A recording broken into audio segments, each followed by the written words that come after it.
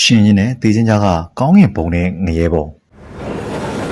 လူတွေကနတ်ပြည်ကိုတွားရမလားငရဲပုံကိုတွားရမလားဆိုတာကိုတေလွန်တဲ့အခါဆုံးဖြတ်ပေးကြပါတယ်တဘွားလုံးကိုလို့ခဲ့တာတွေကိုကိုကမှတ်မိပေမဲ့တေလွန်တဲ့အခါသူတို့ဘက်ကတိတိကျကျကိုအပြည့်ပေးဖို့ဒါမှမဟုတ်စံစားစီဖို့စောင့်နေရပါတယ်အီဟက်ဆုဆိုတဲ့အသက်ကြီးကြီးမျိုးသမီးက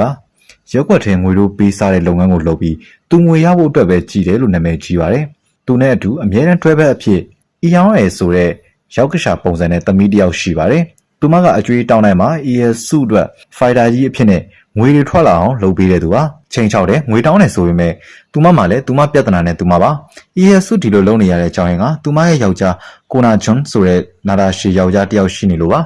ကိုနာဂျွန်ကဆက်ဆက်နောက်နဲ့ပျော်ပျော်နေတဲ့သူဖြစ်ပေမဲ့အသက်25နှစ်လောက်တည်းကကားအက်ဆီဒန့်တစ်ခုကြောင့်အောက်ပိုင်းမကောင်းတော့ပဲအဲ့ဒီအသက်25နှစ်ထဲကနေအိပ်ရတဲ့လဲသွားတာအခုအသက်80ကျော်တဲ့အထိပါပဲအဲ့ဒီကာလတစ်လျှောက်လုံးကိုအီယဆုကပဲရှာကျွေးခဲ့ရတယ်လို့ကိုနာဂျွန်ရဲ့စေဘဝါကအစအိမ်စားစိတ်အကုန်လုံးကသူမအပေါ်ပဲပြီးနေခဲ့ပြီးတာဝန်တွေအားလုံးကိုထမ်းထားခဲ့ရတာပါဒါကြောင့်ပဲသူမကမိမချမ်းကြီးလိုဖြစ်နေရတာပါအကျွေးတောင်းမှုဆိုရင်နာရေးအိမ်အောင်မရှောင်ပါဘူးသူမှလည်းသူပြဿနာနဲ့သူဆိုတော့ငါမှလည်းငါဝင်တော့ဝင်ပိုးနဲ့ငါဆိုတဲ့အတိုင်းသူမကငွေရဖို့အတွက်နာရေးအိမ်နဲ့အားနာမနေနိုင်ပဲအကျွေးတောင်းစရာရှိတာတောင်းပါတယ်ဒါကြောင့်နာရေးရှင်နေနဲ့ပြဿနာတက်တဲ့အထိဖြစ်ပေမဲ့သူမမှာဘယ်သူမှမသိတဲ့စိတ်နှလုံးကောင်းလေးတွေရှိပါတယ်မတက်တာလို့အကျွေးတောင်းရပေမဲ့နာရေးအတွက်ကိုငွေပြန်ထည့်ပေးတာတို့ပတ်စံပို့သွားရင်ဆက်ပြန်ပေးတတ်တာတို့စတဲ့သူမရဲ့စိတ်နှလုံးကောင်းလေးတွေကိုလည်းမြင်ရပါတယ်သူမတရက်ဈေးထဲမှာအကျွေးတွေတောင်းဈေးတွေကလူတွေနဲ့ရန်ဖြစ်ပြီးပြင်ပန်းရပေမဲ့အိမ်ပြန်ရောက်လာရင်ယောက်ျားဖြစ်သူကိုနာဂျွန်ကိုမြင်ရင်အမောပြေနေတဲ့သူပါယောက်ျားဖြစ်သူကလည်းနှစ်ပေါင်းများစွာမိန်းမပင်ပန်းနေတာကိုမြင်နေရတာကြောင့်မြန်သေးဖို့ကိုပဲမျှော်လင့်နေခဲ့တာပါကိုနာဂျွန်ပြောလို့ရှိတဲ့စကားကမင်းကဒီရွယ်မှာအလှဆုံးပါပဲမင်းနဲ့အချိန်အကြာကြီးပတ်သက်ခဲ့ရတဲ့အခုချိန်ကအချိန်ပိုကြာလေငါအတွက်ပိုတန်ရောစင်တွေများလေဖြစ်တာကြောင့်အခုအရွယ်သဘောအကျဆုံးလို့ပြောလို့ရှိပါတယ်ဒီစကားတွေနဲ့ပဲအီယာစုတယောက်သူ့ရဲ့နေ့ရက်တိုင်းကအားဖြစ်နေရတာပါသူမရဲ့အိမ်မှာကြောင်လေးတစ်ကောင်နဲ့မွေးထားပါတယ်ဒါကတော့သူမအလုပ်သွားတဲ့အချိန်တိုင်းအိမ်မှာတယောက်တည်းကြံခဲ့တဲ့ခိုနာဂျွန်ကိုအဖော်ပြုတ်ပေးဖို့အတွက်ပါ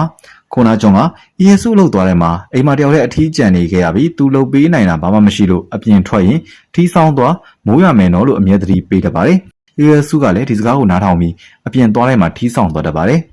်ဒါကတကယ်တမ်းလက်တွေ့မှာလည်းအသုံးဝင်ပြီးဈေးတွေကဈေးတွေနဲ့ရန်ဖြစ်တဲ့အခါသူတို့ငါးပုတ်ရည်တွေနဲ့ပတ်တဲ့အခါအကာအကွယ်ယူဖို့ဒီထီးကအသုံးဝင်ခဲ့ပါတယ်တရက်မှာတော့အီယာစုတယောက်ဖះเจ้าကိုတွားခဲ့ပြီးယောက်ျားအတွက်ဆူတောင်းမှုလုပ်နေရင်ကမျက်စိနဲ့ယောက်ျားကိုတေမင်းကလာခေါ်တာကိုတွေ့လိုက်ရသလိုကြောင်လေးကလည်းကာကွယ်ပေးဖို့ကြိုးစားရင်ကြောင်လေးပါထိခိုက်သွားတာကိုတွေ့လိုက်ရပါတယ်ဒါကြောင့်သူမကအိမ်ကိုအလင်းအမြန်ပြန်ပြေးခဲ့ပါတယ်သူမရဲ့အာယုံကအမှန်တကယ်ဖြစ်ခဲ့ပြီးအိမ်ရောက်တော့ယောက်ျားရဲ့ကြောင်လေးပါတေဆုံးသွားခဲ့ပါပြီအဲ့ဒီနောက်ပိုင်းသူမရဲ့ဘဝကအဓိပ္ပာယ်မရှိတော့သလိုသူမကအသက်ဆက်ရှင်ရမယ့်အကြောင်းပြချက်လည်းမရှိတော့ပါဘူးအရင်လိုအလုပ်လုပ်ရတာလည်းမတက်ကြွတော့ပါဘူးသမီးဖြစ်သူကလည်းသမီးရင်မဟုတ်ပါဘူးသူမငွေသွားတောင်းတဲ့အိမ်ကအယက်သမားကအကျွေးမပေးနိုင်တဲ့အပြင်သမီးရင်းကိုပါရိုင်းနှက်နှိပ်စက်နေလို့မကြည့်ရလို့ခေါ်မွေးခဲ့တာပါအခုတော့သူမနေခြင်းစိတ်လည်းမရှိတော့တာမို့သမီးနဲ့အကျွေးသွားတောင်းရင်အဲ့ဒီအိမ်ကကောင်လေးကိုသမီးကသဘောကျနေတာကိုသတိထားမိလိုက်ပါတယ်သမီးကရောက်ကရှာလို့တဘွားလုံးနေခဲ့ပြီးသဘောမကျစဘူးသဘောကျနေတာကြောင့်အကျွေးတွေလျှော်ပြီးမယ်ငါသမီးနဲ့တွေ့ပြီးဆိုပြီးသမီးကိုဝေကောင်းစားလာတွေဝေပေးပြီးထိပ်ပေးပါတယ်သူမမရှိတော့တဲ့နေ့ရက်တွေအတွက်အဖော်ဖြစ်ထားပေးခဲ့ခြင်းလို့ပါဒါကိုသမီးကရိမ့်မိသွားပြီးသူ့ကိုထားခဲ့မယ်ဆိုရင်ဘယ်သူနဲ့မှမတွေ့နိုင်ဘူးဆိုပြီးသူ့ပုံစံအမှန်ကိုပြပြီးယောက်ျားလေးဘက်ကသဘောမကျအောင်ကြမ်းကြမ်းရမ်းနေလုပ်ပြပါတယ်အဲဒီနောက်အီယဆုကလည်းသူ့ရဲ့အကျွေးတောင်းတဲ့လုပ်ငန်းကိုပဲအမွေပေးဖို့စောက်ဖြတ်ပြီးထီးနဲ့လာသမျှရန်ကိုဘယ်လိုကာကွယ်ရမလဲဆိုတာကိုသင်ပေးပါတယ်